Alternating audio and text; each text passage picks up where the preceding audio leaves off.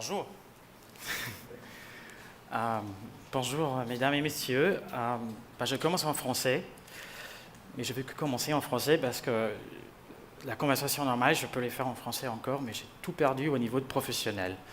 Même si je travaillais pendant 5 ans à Paris, chez Jourdain Architecte, une expérience que je ne vais jamais oublier dans ma vie, une agence super, mais plutôt domaine architecture.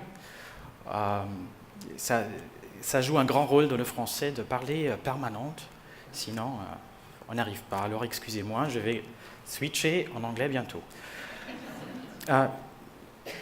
Deuxièmement, merci beaucoup pour cette invitation à cette ville fascinante pour moi.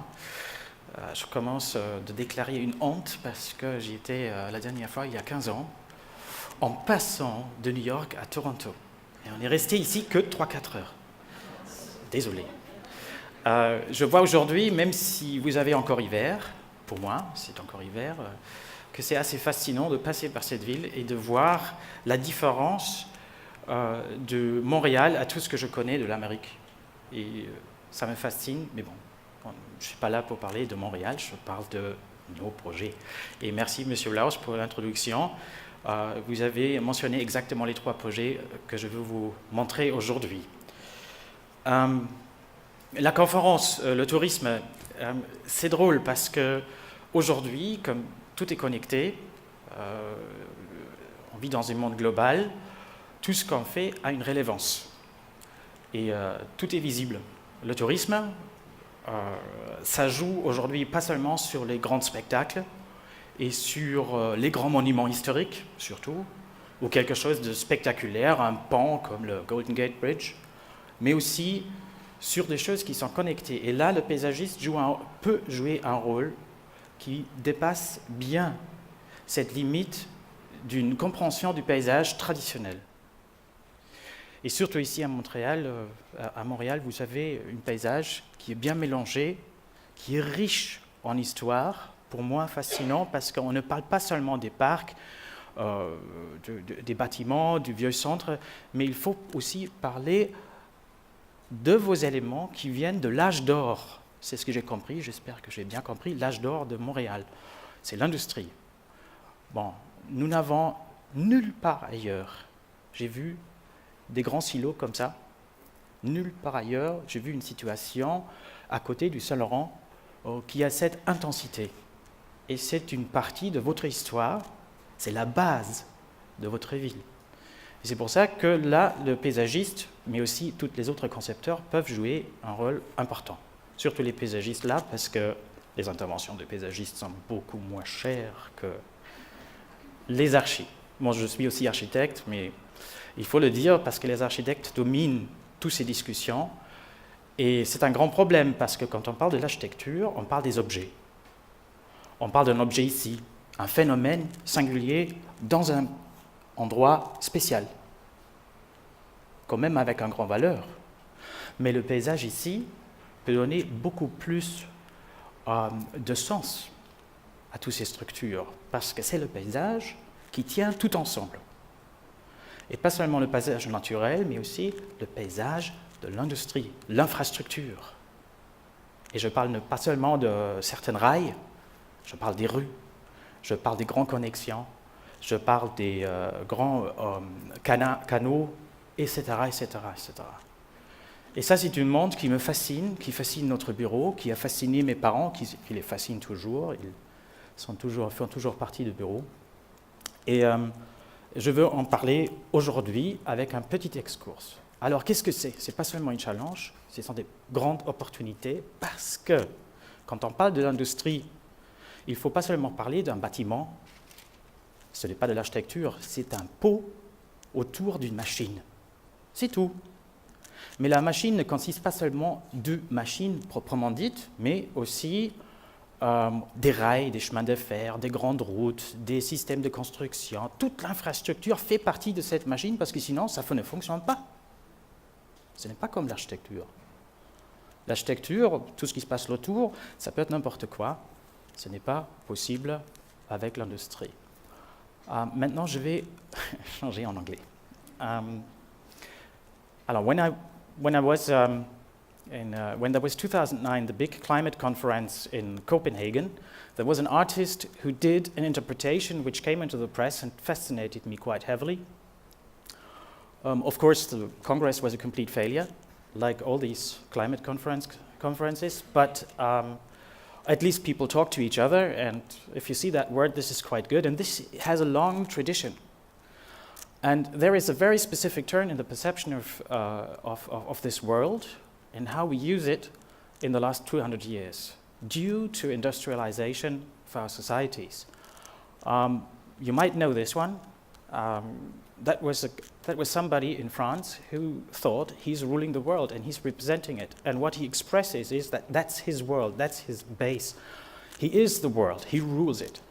Of course, he was slightly wrong, but this explains a view which comes from the antagonism of culture and nature. Nature was something dangerous, was something we were fearing, was something we didn't want. We wanted to regulate and organize it. So this was very modern. Sorry for this. Got to change this slightly. So this was a very modern approach. It was the it thing. It was the trend. Basing on very old systems, although before nature was also a symbol for paradise, but it was something we couldn't understand. It was a picture in our mind. And this picture changed over centuries, was reinterpreted and reinterpreted, the land where milk and honey flowed, until somebody was drawing the ideal nature. And Claude Lorrain did these drawings first, and after this ideal, we constructed our world. And we started to detect that controlling the world is one thing, but nature can be something interesting. And since that, man is reinterpreting this world. And suddenly nature becomes something important, landscapes become something important, become something positive, and so on and so on and so on. Romanticism went deep into detail, plants, everything is nice, but all this is constructed landscape. It's man-made landscape. It's not nature. This is just a representation of what we think nature is. And there's much more to it than only green stuff. Nature is a bit this, it's processes, it's something we don't like, I know when my little girls, one of them hates spiders, well, you organize it, take it away. It's much more about a constructed environment. This waterfall is not natural, it's a construction. And we like these constructions because we can organize them, we can control them. The question is then whether this mountain is real. Could be a construction. There are some of these. And we like these. Unfortunately, this is not a construction. It's reality. But when we see today's world, and we see it through media, our interpretation of nature is influenced by television, by the big films we see from Hollywood, Germany, Canada, whatever. It's not the real landscape. It's not the real world. And this is the shift of the 20th century, that our landscape is controlled. There's nothing new anymore. There's nothing to detect. There's hardly any place, at least in the Western world, to build new cities. We cannot escape from this landscape, so we have to deal with it. And part of that landscape is industry. This is industry. This is not a landscape. Well, it is a landscape, but it is an industrialized landscape. There's big machinery going over it to feed the world.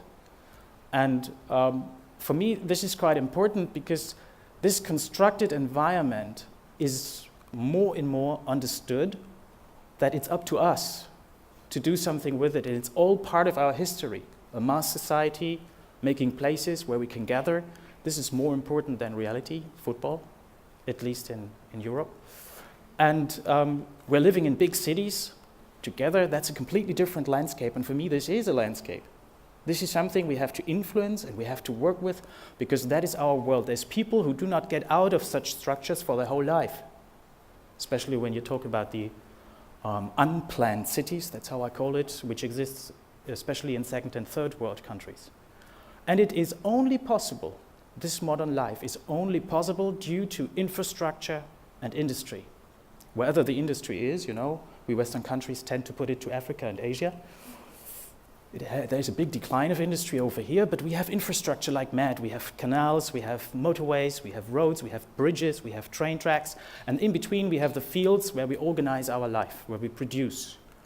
And I want to talk about this. I mean, we as landscape architects, we understand these systems. We want to understand our world in the same way we try to understand a natural landscape, entre guillemets, somewhere outside. I mean, you have a lot of that here in Canada still. Germany is slightly different. We can interpret the industrial structures and making great projects out of this. I mean, this is the dams which made it possible to build cities along the North Sea. And we can make these harbors parts of our daily life. And therefore, we just restructure the harbor. We don't need many green spaces. People love that place. This is their park because they understood this is a harbor town which was built because of the harbor and not the harbor because of the city. So the industry is the base for it. And the people take this as their park. They don't need many trees, they don't need many green spaces, they want to have their harbor, it's their history, it's the origin of their life and the basis, so we just transformed it. There's other places where we interpret, I mean this kind of stuff, I don't want to talk about this too long, it's just you can interpret so much about things which are seasonally flooded, I mean this area is flooded, or to make use of the dams, you know. You have dams here like hundreds of kilometers along the St. Lawrence. It's all controlled. There's no naturally, let's say, built landscape anymore. This is all man-made. And we can make use of it and have people going there because it's interesting. You can stay there, you can meet other people, and even when there's bad weather, the kids of Bremerhaven are sitting there. And you just make an offer. You know, the flood breakers, as we say, the water breakers you have to build on these dams so that the city is not threatened, can be transformed in usable elements. Not everything has to look like the engineer says it. Or like an inventor, environmentaliste, c'est ça, no? Wants it to look natural. You can use it, make it usable for many people, and suddenly then people come here and enjoy the space. So technical elements can become usable elements. And that's something we're interested in. I mean, another little project, it can also become nice, beautiful, and intimate. So you can work these things. Or when you talk about squares, I've seen your wonderful central square just opposite of the church, very nice project. We have to think about these squares even if there is traffic all around permanently. I mean, this is one of the heaviest used squares in Brussels, where there's cars going around permanently, but inside you can have a usable space. People can even sit on it if you take care of the materiality, the usability, and offer just some opportunities. And you stay away from the cliches of landscape, which we're reproducing so much. However, the theme I want to talk a little bit more about is where does the industry come from? You know, our landscape is heavily destroyed. When we live in a city, we don't want to see that stuff, you know, we do not want to think about it. But it has a lot to do with destroying landscapes, destroying them for the first time maybe, filling it up with garbage. People live on garbage, we know that, or from garbage. Or to have it right beside our dwellings. This is in London, you know. It's a very strange city. Their things are right beside each other. And people living there, and some of them become so important that they become World Heritage of the UNESCO, like this one.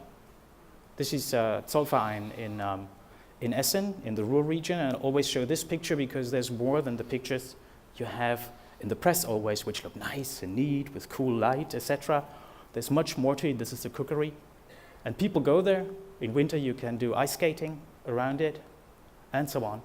And our office claims that these elements where these kind of industrial cities were orientating to, they were the churches, basically, if you talk with the idea of a traditional city. They were the churches within the city, and I think quite important for all the workers and all the people. And suddenly the idea of the new leaders were we take them out, we green it, we make grass, trees, etc. And so we save the world? No, because we take out the church, well, entre guillemets, the church of these kind of towns. And it reminds me a little bit of this city, you know, where the whole city is orientated to the harbor, at least the old part of the city. And this harbor has a history and is very strong. And if we take out the most important elements, we're losing our history. Well, we do not need to go this far because it has some problems. What are you going to do with that mass of steel and concrete and everything which is in there, plus contamination? Nobody knows how to deal with that. So what are you going to do? In the Ruhr region, it's a huge area which was completely made by industry and is until today one of the most important places in Germany for industrial processes. Although they had big problems in the 60s, heavily polluted air, you hardly saw the sun even sometimes. So it's a little bit like the smog in Beijing, just even tougher than that. And that all vanished to blue sky. There's still industry working. Sprockhausen on the right, 9 blast furnaces, still producing. And the whole region is working with the water in a way that one river, the Ruhr, brings the fresh water for industry and people, and the Emscher is the sewer. Our park is at the sewer. In the 90s, they established a program, the IBA Emscher Park, where with large support from the government and a good organizing body, the IBA, which was the International Building Exhibition, English translation, made 100 projects to renew several things. First of all, to bring new workplaces into a quite deprived area because of the decline of industry. And the second, to redetect the history of that area, which is the industry. Until that moment, they just took it out and put some green stuff, and they found out, hey, we're losing something. Something's wrong here. And these projects, I had the chance to work on 2 of them, were quite important, and the program is not continued today, but the effect on the people in that area is tremendous. Suddenly these people are happy again to live there. It's one of the greenest urban areas in whole Europe. And these places are all used. And this was a program you want to reuse the old infrastructure. So I talk about Landscape Park Duisbourg Nord. That's how we found it, now like 23 years ago. And you see only infrastructure, industry, and the dwelling of the workers around it. Heavily polluted partly. So what to do with that mass of steel? And we took a kind of very traditional approach, take the torus by the horn and use that structure. Don't transform it completely that everybody can get up. Don't build a huge platform, or just keep it as it is and give people the opportunity to climb it. Have you ever climbed such a structure? It's fantastic. 50 meters above, you have a fantastic view. And Vicolo Orsini in the Beaumarchais Gardens did just the same with the fears of the 16th century. This is our origin, very classic. And we managed, well, I was a young student at that time, helping only a little bit, but my father and his students went there to really measure the whole place because there's nothing existing. There's no full plan. You have to do it on your own because industry is not like a landscape which you build and then conserve for hundreds of years. That's sometimes quite boring, but that's how it is. The industry is something which changes permanently and is adapted to the absolute newest production system to make it efficient and produce the perfect product, in this case, steel. And so there is no plan. And while measuring everything, we found out that it's interesting. And the way engineers have built all this is rational and is fascinating. And it's completely away from any cliches and design standards which rule this world. So we made a plan where we found out that the landscape is layered, very complex. You know, it's not one surface, which has some topography. It's layered, one layer upon each other, a water park, a railway park, elements which are creating very different spaces. And just this one looks very modern, but it's made by hand. This is the railway park, or the rail park with all its specific systems, its lines of connections which connect also this area to the surrounding areas, but even go further than that to other cities, even to other countries. So this is a connected system. It's not like architecture, one object, it's connected. So it's very urban. The park is an infrastructure. And so we drew it like pieces of art in a certain way. And just by clearing some spaces, we found out that there is interesting landscape. There's fascinating landscape which has been built with millions of Deutsch Reichsmark, of German Deutschmarks, and finally euros. I mean, this is millions within that structure, and in the buildings, even billions. So why taking this down? What an opportunity. And we just transformed these areas into direct connections. That's an old strategy, which was first tested in England in the 60s and 70s, by reusing the old railway system for biking and walking, etc. That's the easy bit. We walk over it. We cross the existing systems with new passageways. We find out about a world which is fascinating. We cut into it with diamond saws. We walk through just installations. We open up industry as a fascinating landscape. It's like walking through the Alps and you see another valley, another crack, another thing, sometimes strange animals, and you can walk through. And this was a bit our approach for the whole site. Sometimes we introduced playgrounds. In just using it, don't put a usual playground into it or invent super expensive whatever features to make a fantastic playground. Industry gives you other opportunities. I remember the 80-year-old heritage assistant from London who did this slide twice because it's so great. Everything is connected on different layers. It's so boring if you just make it an object standing there. Use it. Reuse it. They wanted to install a climbing school with these usual panels. Fortunately, after 2 years of discussion, they don't do it. They use the concrete as it is. It's a fascinating place. People don't have to drive to the Alps anymore. They can climb here, all difficulties from 1 to 12. And there's not only one bunker, they use 8 of them. We can climb up the blast furnace, at least 1 out of 3. It's not good for handicapped people, but we had a good handicapped advisor who said, well, we don't need to get everywhere, but we want to be part of that process. That's very important because a lot of park design today in existing systems would not be possible if these guys wouldn't be flexible. And we see a fascinating landscape, the surrounding architecture, so you make connections, and the landscape becomes bigger and bigger. You know, that's a former industrial landscape. It's green, it's all green. And you see what happens within the park. There's events everywhere. Places are rent out by the park managers. They make money with the park, which you can do because you have these old skins where things can happen inside. You have the big squares where things can happen outside, and you have a scenery around, which is, for me at least, much more fascinating than the newest super cool design conference center somewhere else. This is really cool here. They use it for the production of videos, music videos. DJ Bobo was here. I don't know if you know that horrible musician, but very successful. They have the BMX World Championships over here. Well, they had the World Championships. Now it's European because that is touring. And so on and so on. And you have all these passages where things can happen, where you walk through and you detect big landscape. In this space, we had the Coldplay concert just before they became super famous, 25,000 people. They'll never do it again. They had to redo parts of the park afterwards. And you have that scenery. You don't get that in a normal music hall, even not in the Dome in London.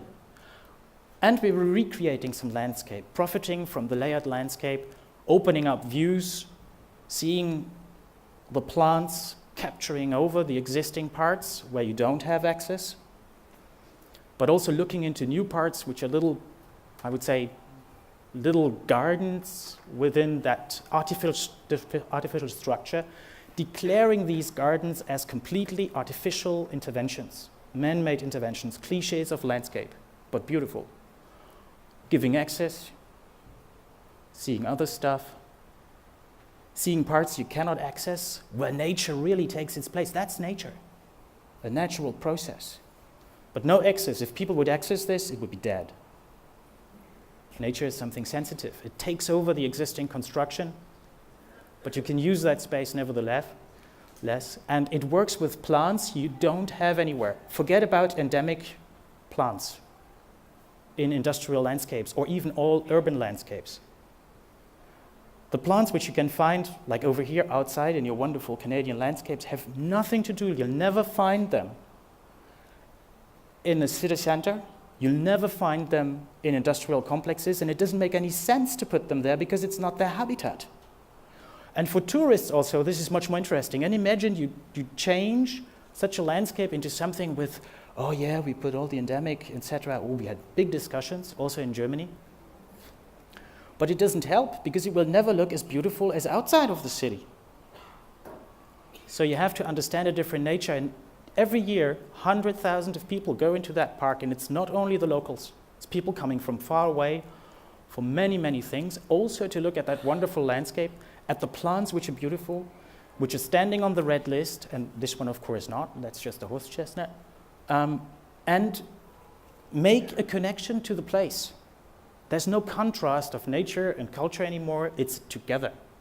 It's one thing. We have to understand that these places are part of everyday's life and have just a different nature. All these plants are not endemic, but they're the only ones which grow without big maintenance within these soils, within these compounds. It's heat and it's cold. And there's so beautiful things possible. At the same time, on the same surface, it's really the same surface. This is the same surface like this one. Well, this is an old picture, this one. It doesn't look like this anymore, but I show you what is possible. And there's parties where there's thousands of people making money. There's places for kids just reusing some of the old huts, and we have it for free, it's all there. And it's made by engineers who were thinking about sustainability because these ones had to be cheap, low maintenance, easy to maintain, no problem architecture. So it's good to reuse that and do something with it. The diving club is still there, it's a diving school. They have, in the gas meter, they have an airplane and they have a boat, a sunken boat, and they go there and the water is clear. It's not like the Rhine.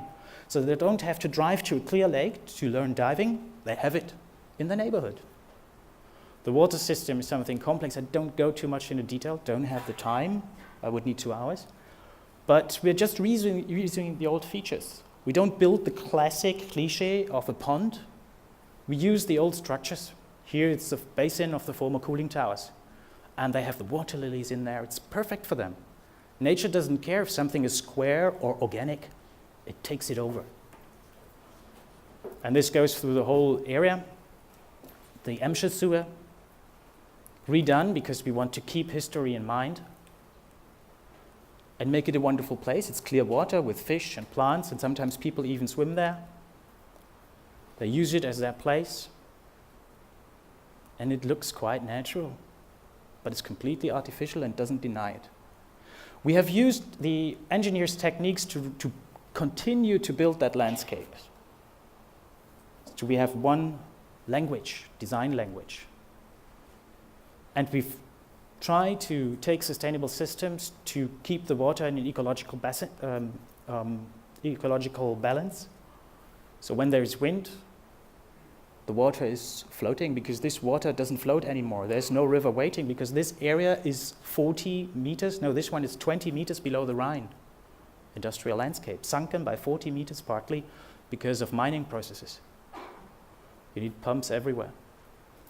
And we take that wind, and these wind turbines become the symbol for the change of an industrial landscape to a sustainable system. I mean, this is one failure because it functions, but it's quite difficult because you have different communities around and they all fight who pays for the repairs. And when politicians start to fight, you know, things can last very long. But it's still there, and it's the symbol of the renewal of the park. At another place, we renewed a square, and we thought we just put an object over there because nobody's going to use it. It's too vast, too many other interesting places. So we were using big slabs, 8 tons each, which we repositioned within the square. Very nice, but it's used. Almost every week something is happening. This is just a specific event. Kids are even playing there. But they do the parties over there from the surrounding quarters. They intensively use it. I never believed they would do it. I thought this is rather the artistic thing, but there's something for everybody. This is for the tourists, the local tourists, as well as for the tourists from far away. They have music events here. And this is for the intellectual designer. Or for an artist or whatever. So everybody finds in these complex places their place. What to do with the old buildings? But they asked an expert and they said, oh, I don't know what to do with this. I mean, the whole poor quality, no concerts possible, no sound installation, no heat installation, nothing, costs a fortune, take it down. Well, Karl Ganser, the leader of the IBA, He said, oh, wait a little bit. And we were happy. We said, yes, please wait a little bit. Maybe we find an idea. That's how it was before. The machines were sold. Then it was looking like this, almost nothing happening, but we started using it for some events. It was covered space. Then an architect transformed it with very simple means, just some banners going down for the sound insulation, no heat insulation, just heated temporarily, and they have this. I mean, that's an old picture, but this continues. Big events, big space, and it's the cheapest you can get. It's permanently booked over the whole year. And with these kind of spaces, we have several of these, that's the biggest one. The park is making 1.5 million, and that's the numbers 5 years ago. Every year, just with these old buildings. Very low quality, but dramatic settings, political rallies, concerts. It's a place for the Triennale, which is a very big classic music event in the Ruhr, where hundreds, thousands of people are coming. And this is just the thing where I say that's what we need to reach. And outside, where did you get such a scenery? For classic concerts, but also for cinema and other stuff. The light system, is the last part I'm going to talk about, was difficult. My father was absolutely against it because he said it's commercializations, all these colors, horrible. But I said, well, maybe that's the idea, to reconnect to the people. And the park is dark, by the way. There's no lighting at night. 230 hectares, no light. Not in weekends, not in winter, not in summer, and we have no vandalism. And my theory, I don't know if it's my personal one, is because of that. Before, we had to build some areas twice. And then Jonathan Park came, made that proposal, and Karl Ganser, the director of the IBA, said, yeah, I want it. Peter, because Jonathan Park was doing the stages for the Rolling Stones, Pink Floyd, Led Zeppelin, etc. Very famous guy, dead already, unfortunately. And there's 2 times a week, there's this kind of installation. And suddenly the people around thought, wow, this is like on TV, like on the last supermodel show or whatever. And they start to like it and to respect it. Before, we had only the kids, biggest playground in the Ruhr, and the old workers. Now we have the population around, which are the poor people and others. It's quite fascinating. It's only a few hours a week, but it works. And all the rest, it's dark, except some places where we have the installations for the climbers, for the divers, etc. Besides this, it's dark. But the plan has been drawn in the end of the process, because when you do industrial places, you find every time new things. Would you win a competition with such a plan today? Never. Very cheap park, €9 per square meter. So there's very extensive places, intensive places, a few intensive places. Very successful scheme, connected to the surrounding by the infrastructure. But you would never win a competition with such a plan. However, industry, I give you a second example, which we did later on in Turin. Turin is a heavily industrialized city in northern Italy. And I just show you one object out of this park we did in this chaotic arrangement. You might think very Italian, but it's rather international. And the central bit is a big hall, the Lotto Vitali. That's how we found it. What the hell are you going to do with this? Well, of course, you take it down, recycle the steel, make money with it, and build a classic park. We said, no, we're not doing this. And we proposed a forest of steel and the biggest covered public space in Europe, or maybe the world, I don't know. Politicians, completely mad, said, it's crazy, there must be a building. And they thought to put the Ferrari Museum, chocolate museum, really. Best chocolate of the world comes from Turin, for my opinion. They thought of putting a university, and I said, well, then there's no park anymore. Forget about it. 40 hectares, just the garden for a university or whatever, plus the parking of the professors. No, that can't be the truth. And so, because of the crisis, they were never able to do the program for a building under this roof, fortunately. So, thanks to the crisis. And it was kept open. First designer was the demolition man, very sensitive Italian, strong man, who took down the walls, but also took down the other spaces. And today, that's what it is. People are gathering there. It has become a landmark in Italy, a place where you can play all year round, like this. There's sports going on, anything. It's a big place. It's covered. It keeps you sheltered from the sun and from the rain. It's raining in Italy sometimes. for big spectacles. This is what we know, but also for religious minorities because the hall is directly orientated to Mecca.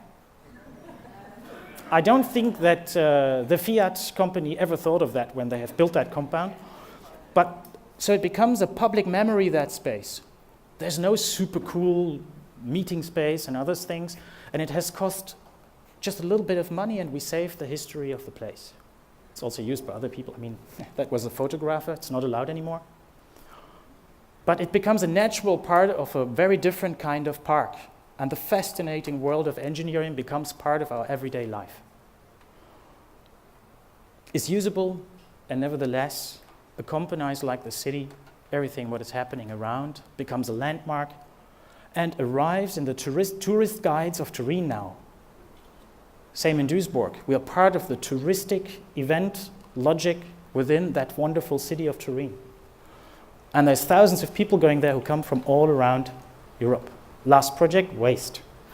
Can I have 5 minutes more? Just 5.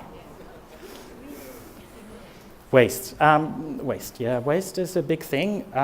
Usually the urban societies have a tendency to push everything outside of the city they don't like.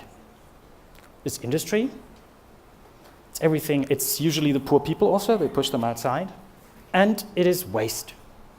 But cities are still growing, and they grow around these areas. So what are we going to do? We green them, or we transport the waste even into other countries. Second and third world, very nice thing. And we said, no, we cannot do this. It's too big, it's too heavy. And our clients said the same thing, thanks God. We didn't have to convince anybody. And we won that competition with the only hill.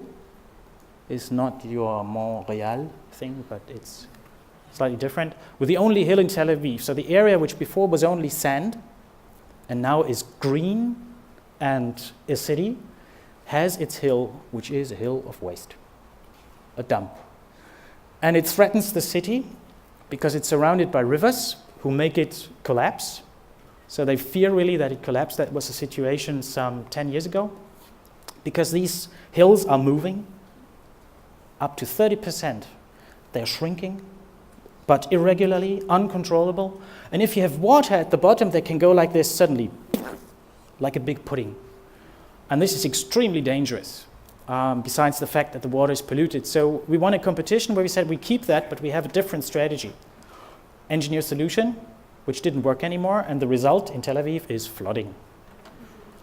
Every year there's so much rain in early spring, late winter, that Tel Aviv is partly flooded because of fantastic, long-lasting, engineered solutions which do not work longer than 10 or 15 years. They're perfect for the moment of construction, but then only cause problems. So the idea is to excavate 7 million cubic meters of soil and keep the water in that area and do something with the 7 million. But I'm not talking about the whole project. This is the so-called Ariel Sharon Park, which becomes not only a touristic venue, a place to go to, but is also vital for the function of the city. It's the infrastructure. Without the city would continue to flood. But I'm not talking about this wonderful pictures and transformation of flooded landscapes. I mean, these are just images. It's under construction. But I'm going to talk about the big hill in the center, which is Hiria. You know these pictures from your landfill? And we have built on that space. So what to do with this? We proposed not to flatten it. That's what the other competitors did in the competition, to green it, flatten it, over-design it. But we said we keep it as it is, as a form, as a landmark, and we just put a berm around it to stabilize it. The engineers, the good ones, said it's possible. They calculated it. The berm has to be slightly bigger, but it's possible. We can keep it. And we said it's fantastic because everything we have there is unique and is different. And when you drive, when you pass by Tel Aviv, this hill is the landmark. It's not a hill like all the others. Oops, that was the wrong direction. So the berm goes all around, except at the area where you have a huge recycling plant. And this recycling plant is a teaching recycling plant. It's an attraction from all over Israel. They come with buses to learn about recycling here. Companies, administration, school kids, whoever. It's permanently filled with people. And the berm would look like this competition drawing, and the water around finds its own way. So we wanted to introduce nature as a force within a city. That's a recent picture. It took them years to make decisions, Mediterranean country. Now it's built, and water takes its place and starts to green and function. And the berm is under construction. This is an early photo. The berm is made of recycled earth completely. And the berm will be planted with the agricultural patterns of the surrounding landscape, which are the most efficient but very beautiful, and are the origin for paradise in these eastern countries. We keep the vertical parts.